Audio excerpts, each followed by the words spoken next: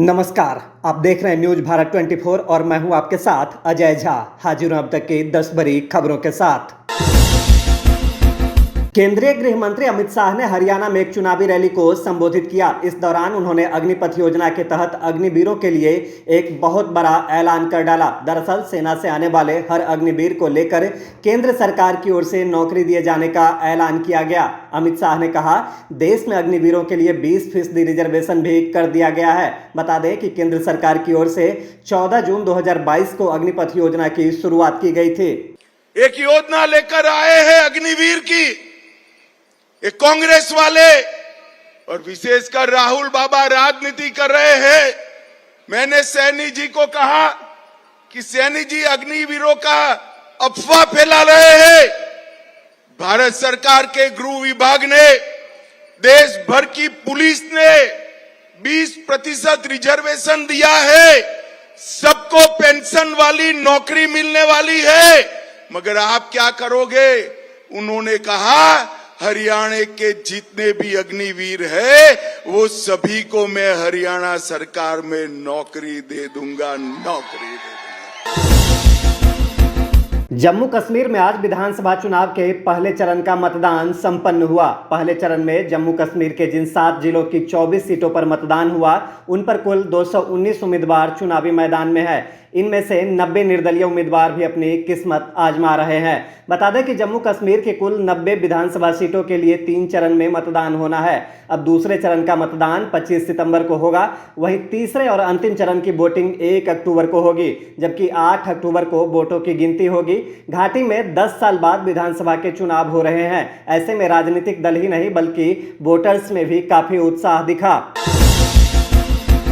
हरियाणा विधानसभा चुनाव के लिए कांग्रेस ने अपना घोषणा पत्र जारी कर दिया है। पार्टी ने अपने संकल्प पत्र में वादा किया कि अगर वह सत्ता में आई तो हर परिवार को 300 यूनिट बिजली फ्री देगी और 25 लाख रुपए तक का इलाज मुफ्त में करवाएगी। इसके अलावा पार्टी ने वादा किया कि किसानों को एमएसपी की कानूनी गारंटी दी जाएगी। वहीं अगर उसकी फसल को कोई नुकसान पहुंचता है तो तुरंत मुआवजा भी दिया जाएगा। महिलाओं के लिए बड़ा ऐलान करते हुए कांग्रेस ने अपने संकल्प पत्र में वादा किया कि उन्हें हर महीने 2000 रुपए देने के अलावा 500 रुपए में गैस सिलेंडर दिया जाएगा। मैं सिर्फ इतना कहूंगा कि हमारे 7 पॉइंट जो है, वायदे जो है, इसको हम खासकर 7 वर्ग में इसका बंटवारा किया है। एक तो महिलाओं को शक्ति हर महीने 2000 रुपए देने का हम वायदा कर रहे हैं और 2000 रुपए देकर हम रहेंगे हमारी सरकार आने के बाद। 500 रुपए गैस सिलेंडर के लिए हम देंगे और मोदी जी की सरकार बढ़ाते जाती है लेकिन हम उसको घटाते जाएंगे। दूसरा है सामाजिक सुरक्षा को बल, जैसा कि बुढ़ापा पेंशन है, दिव्यांग पेंशन है, विधवा पेंशन है और ओल्ड पेंशन स्कीम।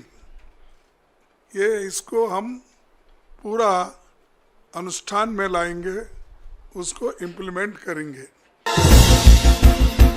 दिल्ली की राउज एवेन्यू कोर्ट ने लैंड फॉर जॉब मामले में सभी 8 आरोपियों को समन भेजा है। बता दें कि ईडी ने 6 अगस्त को सप्लीमेंट्री चार्जशीट दाखिल किए थे। इस मामले में तेजस्वी यादव और लालू यादव समेत कुल 11 लोगों के खिलाफ सप्लीमेंट्री चार्जशीट दाखिल हुई थी, जिनमें से 3 आरोपियों की मौत हो चुकी है। कोर्ट ने लालू यादव, तेज प्रताप यादव और तेजस्वी यादव समेत अन्य आरोपियों को 7 अक्टूबर को कोर्ट में पेश होने का निर्देश दिया है। इस केस में सीबीआई और ईडी ने इस मामले में लालू प्रसाद यादव, उनकी पत्नी राबड़ी देवी, बेटी मीसा भारती, दूसरी बेटी हेमा यादव, तेजस्वी यादव और तेज प्रताप यादव समेत कई लोगों को आरोपी बनाया है।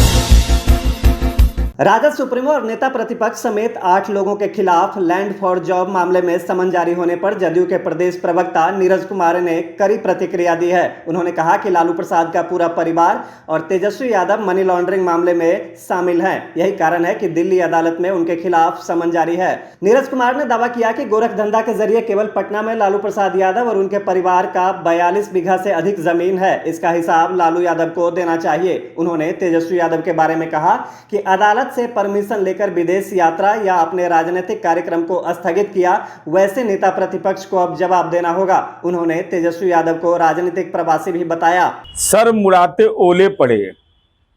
राजनीतिक प्रवासी विपक्ष के नेता माननीय तेजस्वी यादव जी न्यायालय की अनुमति से विदेश यात्रा के लिए कार्यक्रम बनाया, अपने राजनीतिक कार्यक्रम को स्थगित किया, लेकिन मनी लॉन्ड्रिंग, भ्रष्टाचार को शिष्टाचार मानना, 43 बीघा 12 कट्ठा 16 धूर जमीन पटना के सबसे बड़े जमींदार के रूप में आपका परिवार चिन्हित है, तो सक्षम न्यायालय ने सम्मन जारी किया है और सम्मन भी नवरात्र की अवधि में है।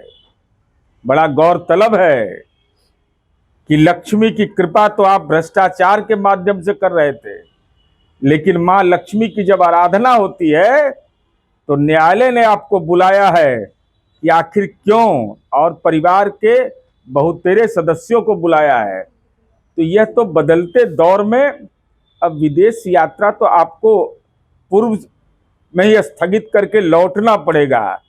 जैसी करनी रहती है वैसी ही भरनी होती है। बोधगया में श्री जगन्नाथ मंदिर में पितृपक्ष मेला में आने वाले यात्रियों के लिए निःशुल्क भोजनालय का आयोजन किया गया। निःशुल्क भोजनालय का उद्घाटन बिहार सरकार के पर्यावरण मंत्री प्रेम कुमार ने किया। उद्घाटन के दौरान मंत्री प्रेम कुमार ने प्रसाद खाने के बाद कहा कि पितृपक्ष मेला में आने वाले यात्रियों को निःशुल्क भोजन मंदिर समिति के द्वारा हर वर्ष कराई जाती है। पिंडदान करने वाले श्रद्धालुओं के लिए भोजनालय की व्यवस्था की गई है। मंत्री ने औरंगाबाद के सांसद अभय कुशवाहा पर भी निशाना साधा। व्यवस्था है, अभय कुशवाहा जो माननीय सांसद जाकर देख नहीं पाए, उनको जरूर जाकर देखना चाहिए कि 2005 के पहले जब बिहार में लालू की सरकार थी, कोई व्यवस्था हम जब सरकार में आए, नीतीश कुमार की सरकार आई, भाजपा की सरकार आई, तो हमने आने वाले तीर्थयात्रियों के लिए, और सिख धर्म का हो, जैन धर्म का हो, इस्लाम धर्म का हो, हिंदू धर्मावली को हो, उनके आयोजनों में हम सब लोग सबों के लिए हमारी सरकार कोई भेदभाव नहीं करे, बेहतर व्यवस्था हम दे रहे हैं कि आने वाले जो लोग हैं, हमारा मानना है अतिथि हमारे भगवान होते हैं, कि बेहतर सेवा दें। तो आरजेडी के माननीय सांसद जी को घूम कर देखना चाहिए व्यवस्था के बारे में, और कुछ कमी होता है सुझाव उनको देना चाहिए, लेकिन बात वास्तविकता ही है कि गए नहीं।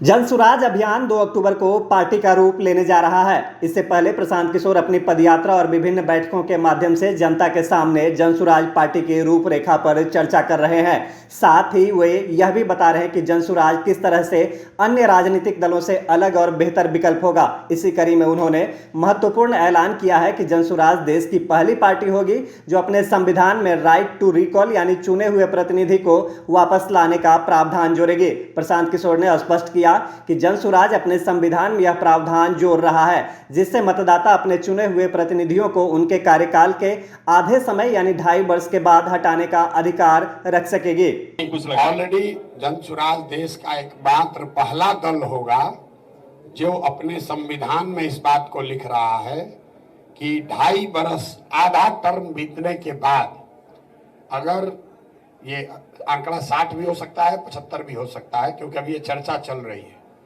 एक सर्टेन नंबर ऑफ इलेक्टोरेट अगर नो कॉन्फिडेंस मोशन उस आदमी के खिलाफ लाते हैं तो जन सुराज उसको इस्तीफा देने के लिए मजबूर करेगा।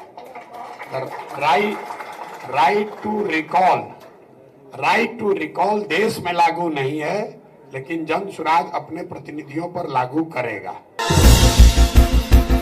गंगा, सोन, पुनपुन, दरधा, गंडक, जिरायन और फल्गु समेत कई नदियों के जलस्तर में लगातार वृद्धि हो रही है। बक्सर, पटना, वैशाली जिले के कुछ इलाकों में बाढ़ का खतरा बढ़ गया है। पटना के दीघा, गांधी घाट, बेगूसराय के हाथीदह, भागलपुर के कहलगांव में गंगा का जलस्तर लाल निशान के ऊपर चला गया है। बाढ़ के खतरे को लेकर लोगों में दहशत है। पटना, बक्सर, भागलपुर समेत कई इलाकों के नदियों के जलस्तर बढ़ने से कटाव भी तेज हो गया है। बक्सर में कई एकड़ में लगे फसल डूब गए हैं। गया और वैशाली के कुछ इलाके में बाढ़ का पानी घुस गया है। वहीं जल संसाधन विभाग के अनुसार पहाड़ों पर बारिश के कारण नदियों के जलस्तर में वृद्धि हो रही है। अमेरिका में 5 नवंबर को होने वाले राष्ट्रपति चुनाव से पहले पीएम मोदी और पूर्व अमेरिकी राष्ट्रपति डोनाल्ड ट्रंप के बीच खास मुलाकात होने वाली है। अगले हफ्ते पीएम मोदी अमेरिका में राष्ट्रपति जो बाइडेन के साथ भारत, अमेरिका, ऑस्ट्रेलिया और जापान के क्वाड शिखर सम्मेलन में शामिल होंगे।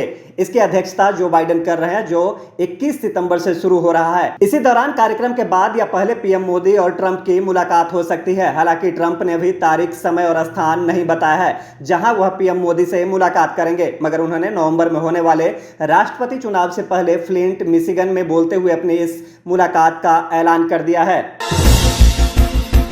शाहिद कपूर की साल 2014 में रिलीज हुई फिल्म हैदर अब जल्द ही कश्मीर के सिनेमाघर में रिलीज होने वाली है। कश्मीर के एकमात्र सिनेमाघर आइनॉक्स श्रीनगर में वोटिंग के आधार पर इस फिल्म की स्क्रीनिंग रखने का निर्णय लिया है। कश्मीर के उथल पुथल भरी पृष्ठभूमि पर आधारित इस फिल्म ने बॉक्स ऑफिस पर करीब 80 करोड़ रुपए का कारोबार किया था।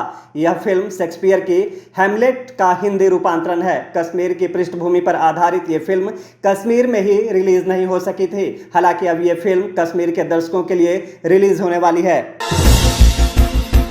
अभी तक की खबरों में बस इतना ही। मुझे दीजिए इजाजत। नमस्कार।